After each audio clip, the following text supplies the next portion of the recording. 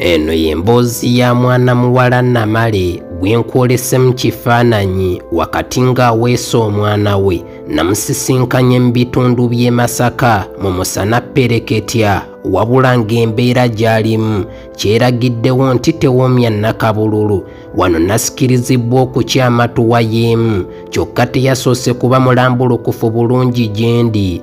Namusabye aleke kunkisa kintu na kimu, kubanga wano osanga wanaafunira okuyambibwako. Wakati ng'amaziga gakulukuta okuva mu maaso ge, yambuulidde nti wakati w'omwaka gwa 2018 okulira n'ewaabwe gy'awangaalira we waali omukolo gw'embaga, era kwe kwali n'akasiki nga bwe gwali mugano gwa nsoogotaleka muto na mukadde, naye bw'atyo kwe kuva ewaka ajjanye ku galiba enjole. Endongo yasindogoma bulungi olw'abangi abaali bagyeetabyeko abaavudde mu bitundu eby'enjawulo, n'omuvubuka eyamubagula mwe yajjira.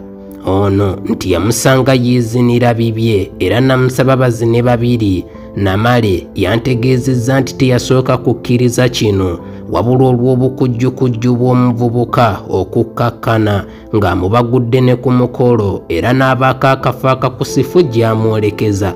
Mpaawo ki yali amanyi akageri ke yali nti emyaka gye gyali mitoototo nga tannaba kubaako by'ategeera bulungi.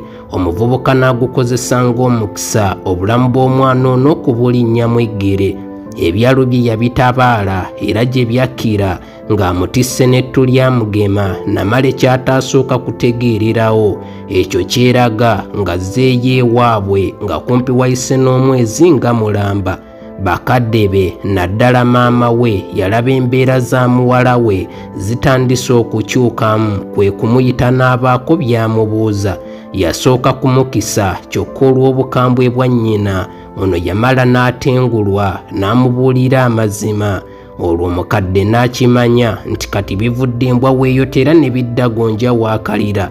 Yataama okukira enswera enkubeko, kyokka baakanya kubuuza Namale ow'omuvubuka gy'ali nga naye mpaawo ky'amanyi.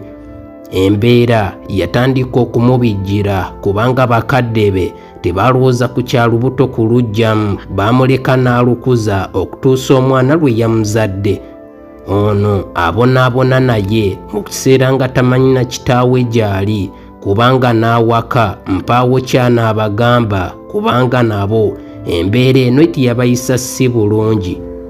Emboozi eno ngiyiyanga Jammeh Radio Uganda n'ekigendererwa ky'okuggyamu ekyokuyiga eri bannyinaffe ab'obuwala okukomya okutunuulira essanyu lya leero, wabula balowoozeeko okwo ne ku ly'enkya. Nantiga kuweebwa munne empogola geewa omususi.